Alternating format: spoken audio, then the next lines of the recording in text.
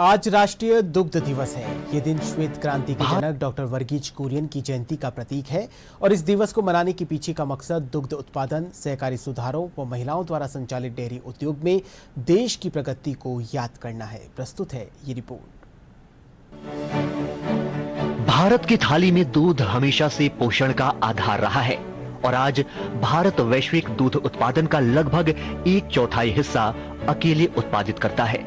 पिछले 11 वर्षों में डेयरी सेक्टर में 70% की जबरदस्त वृद्धि हुई है, जिससे 8 करोड़ से ज्यादा किसान जुड़े हुए हैं और इनमें बड़ी संख्या महिलाओं की है।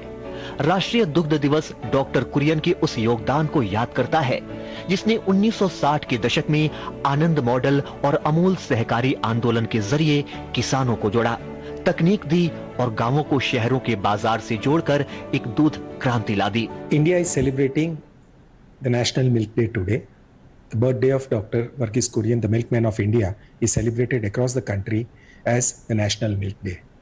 It is indeed a matter of pride for India to be the largest producer of milk in the world. India is also on the cusp of the White Revolution 2.0, which has been spearheaded by the Ministry of Cooperation, Government of India. This will indeed make India a dairy to the world, and in the next 1 decade, we are looking to produce 1/3 of the total milk in the world. 10 साल में 2 गुना हुआ दुग्ध उत्पादन। 2014-15 में ये 146 million ton था, वहीं 2023-24 में 239 मिलियन टन। प्रति व्यक्ति दूध उपलब्धता लगभग 4 गुना बढ़ी। अब 471 ग्राम प्रति व्यक्ति प्रतिदिन उपलब्धता। पशु स्वास्थ्य व प्रजनन सुधार, राष्ट्रीय गोकुल मिशन से लगातार लाभ। राष्ट्रीय कृत्रिम गर्भाधान कार्यक्रम से पशुओं की उत्पादकता में तेजी। आईवीएफ के लिए देश भर में 22 अत्याधुनिक लैब्स। 9 करोड़ से ज्यादा पशुओं को किया गया कवर। मैत्री ग्राम स्तर पर घर घर जाकर सेवा देने वाली टेक्नीशियन फोर्स। राष्ट्रीय डेयरी विकास कार्यक्रम ने डेयरी सेक्टर को नई रफ्तार दी है। देश में 31,000 से अधिक सहकारी समितियों का पुनर्गठन किया गया है। 61,000 से अधिक दूध परीक्षण लैब्स, 6,000 बल्क मिल्क कूलर्स और कई आधुनिक प्रसंस्करण प्लांट इस बदलाव की रीढ़ हैं।